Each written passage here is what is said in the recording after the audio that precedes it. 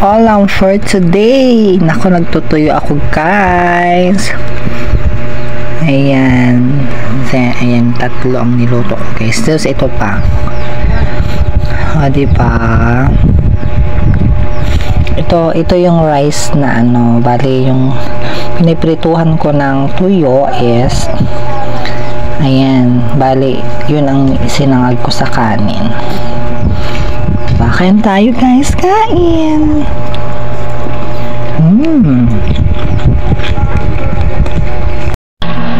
Kain tayo, guys.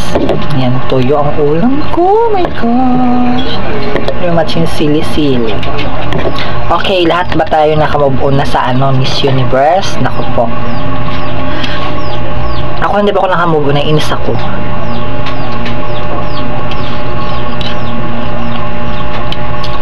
Kasi isipin mo, napakaganda ni ano, sobrang ganda ni Michelle. Then, makakagulat na nag-stand out talaga siya dun sa stage.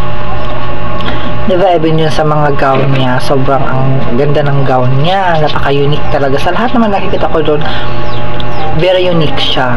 Then, kakaiba talaga yung gown niya, diba? Sa costume din niya, kakaiba, napaka-effort talaga, sobrang effort yung anong niya, yung gawa ng costume niya. Tapos meron pa siyang awards, diba? May mga awards pa, 2 awards. So yung awards na yun, hindi biro, sobrang laki na natatanggap niya doon. Diba? So hindi na tayo lugi yung Pilipinas, pero hindi pa rin reason na hindi talaga siya manalo.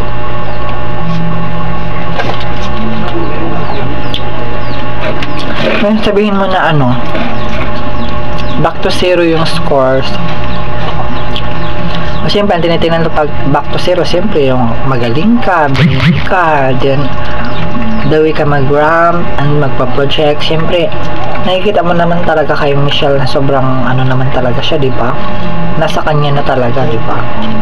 So, nakapagtaka lang talaga bakit hindi siya na ano. Maraming talagang mga sari-saring reaction ng mga netizen, sobra. Iba-iba sila mga reaction. Siyempre, ang sabi nila, cooking daw yung show. Parang cooking talaga yung show niya. Kasi may nag-post dun sa Instagram na siyempre nakapasok na talaga sa nakapasok talaga sa top 5. Andun si Michelle din. Nagulat na lang sila pag pag maya-maya tinawag mo yung pangalan niya, akala nila si Michelle din pala si Thailand, si Miss Thailand. Ayun, kaya agad nilang binura yung post doon sa IG. Siyempre, binura na nila. Pero hindi nila alam na siyempre may nagbabantay na talaga yung mga Pinoy, di ba?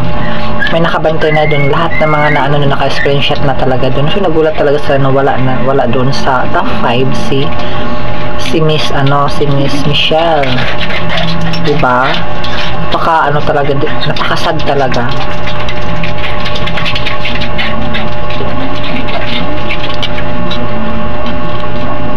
Ano kayo nagulaan na pero pasensya na kayo, yung ulam ko, it's tuyo, ang sarap. Favorite ko talaga to kasi minsan na ako makapagtuyo, diba?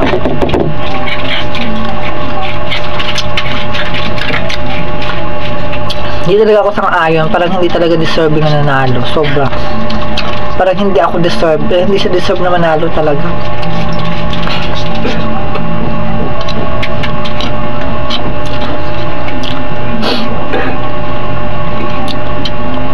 Kasi hindi naman magkakaroon ng sari-sarang reaction ng mga tao, ng mga espesyal sa Pilipinas, kasi nakikitaan talaga nila na nakikitaan nila kung sino talaga yung mas magaling. Siyempre mga tao pa, siyempre talagang yan sila.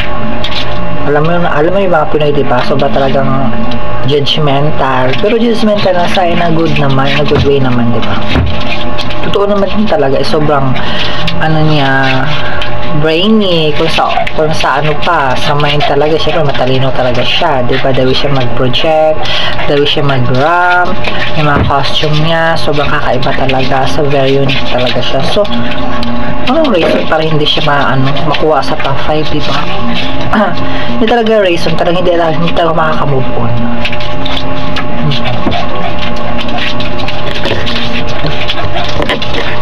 Ganun talaga siguro ang mga show, mga ganyan. Pero para sa akin, cooking talaga yung ano. Cooking talaga yung show.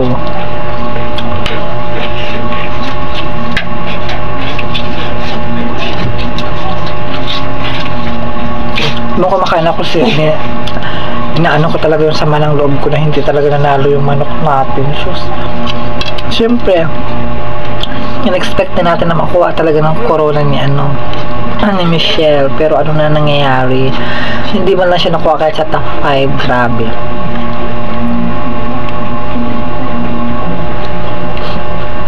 Pero grabe yung opportunity na dumarating sa kanya, di ba? I think meron pa siyang pupunta siya siguro tomorrow punta siya sa Mexico. I don't know kung anong ginagawa niya sa Mexico. And then may dumarating siguro talaga, sabi niya, hindi talaga pa siguro destiny talaga niya yun. Yun ang sabi niya, the best sport lang talaga siya. Grabe. Siguro meron pa talagang ilalaan si Lord sa kanya na talagang sobrang ganda ng mangyayari sa buhay niya. So hindi pa talaga niya time ngayon, diba?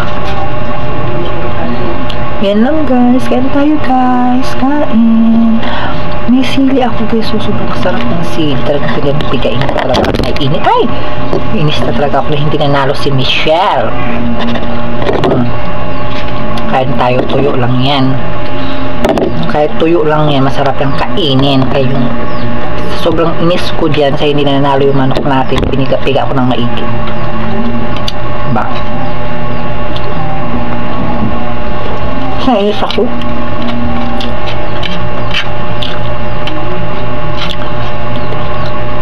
Wala man kaming TV pero nanonood ako sa YouTube. Napanood ko talaga lahat yung mga niya.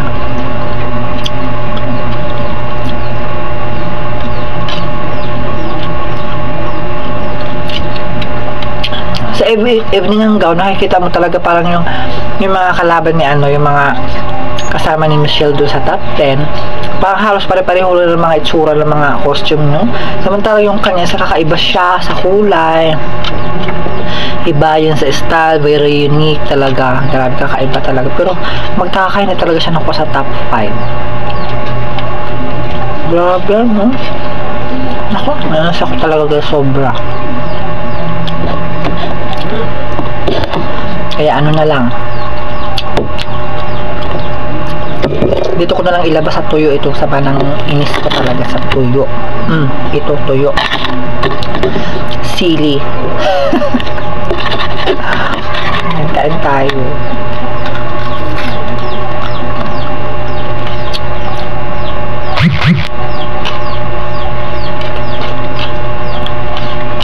Para sa akin talagang si Miss D pa rin yung winner. Siya talaga.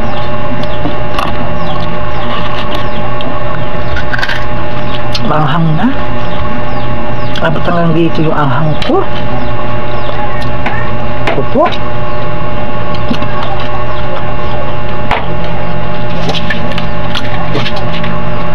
Ba?